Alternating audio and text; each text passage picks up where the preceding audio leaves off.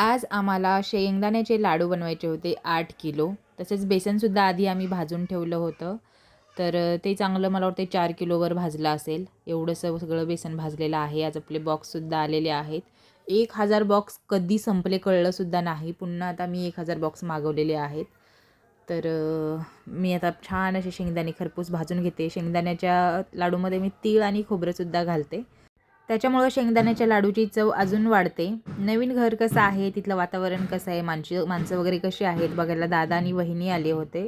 त्यांच्यासाठी मी दोडक्याचं कालवण, बटाट्याची भाजी, चपाती आणि भात बनवलं होतं. तुम्ही म्हणाला आता भाऊ आला एवढा आणि त्याला काय स्वयंपाक बनवला आहे. तुम्हाला खरं सांगते भाजीला जायला मला वेळच नाही. असो इकडे डीमार्टवरून तूप, बेसन आणि मखाने वगैरे मागवले होते. ते आलं होतं.